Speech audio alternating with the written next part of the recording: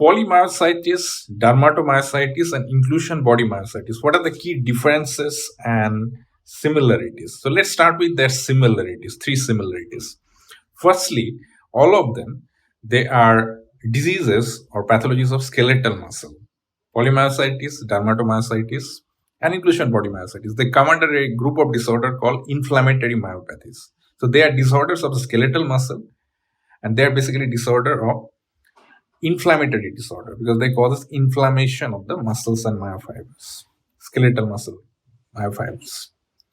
And all of them they can present with because of the same reason, to muscle weakness. So what are the three key similarities? These three myopathies, they are all diseases of the skeletal muscle. All of them, they are inflammation associated disorder. That means they cause inflammation of those muscle, and they are associated with muscle weakness. Now, what are their differences? Differences, let's start with polymyositis. The approach should be that if you are comparing these three diseases, you should start with the polymyositis. Now, polymyositis, this disease, what is happening? The muscle weakness, they are happening symmetrically, and they are happening closer to the trunk of the body. That is called proximal muscles, like shoulder muscles or the pelvic muscles, which are closer to the trunk, body trunk. So polymyositis, the main manifestation is proximal symmetric muscle weakness of the skeletal muscles.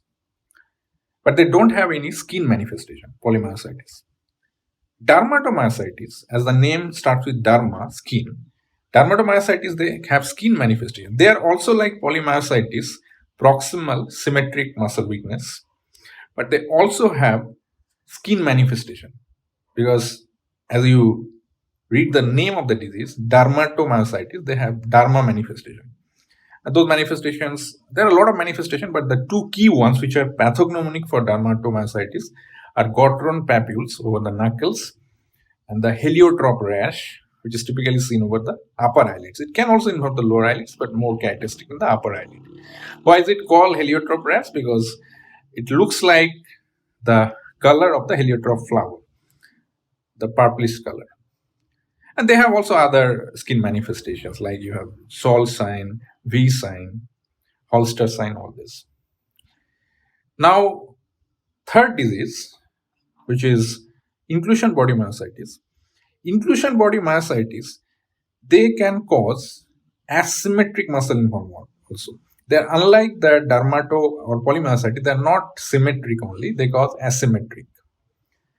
And in inclusion body myositis, the muscle involvement, they also involve the distal muscles, not only the proximal, but they can also involve distal muscles. But distal muscle involvement is not very characteristic of the first two, that is the polymyositis and dermatopolymyositis.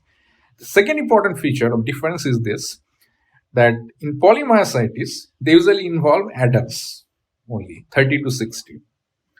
Dermatomyositis, they can basically involve both adults and children. And inclusion body myositis specifically involves elderly population after around 60s, after 50 years. Before 50 years, inclusion body myositis are not seen. So this patient profile, there's an important difference is there. And the third important difference between these three diseases is this, that polymyositis or dermatomyositis are predominantly thought to be an autoimmune disorder.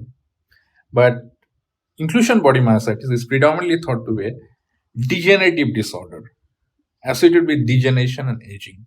So what are the three key differences? Again, I'm making a quick summary. Polymyositis and dermatomyositis, both are showing involvement of proximal symmetric muscle weakness, but dermatomyositis has skin involvement, which is lacking in the polymyositis. Inclusion body myositis, they can be asymmetric muscle involvement also, and they also involve distal muscle involvement, which is not happening in the other two. Age group involved in polymyositis is 30 to 60. Dermatomyositis both involving children and the adults. Children involvement is not seen in the other two, unlike dermatomyositis. And inclusion body myositis is specifically seen in the elderly population.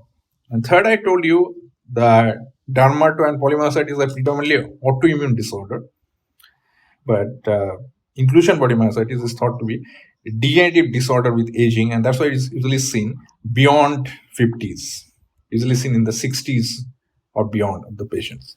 So this is the key differences that you need to understand. Thank you so much.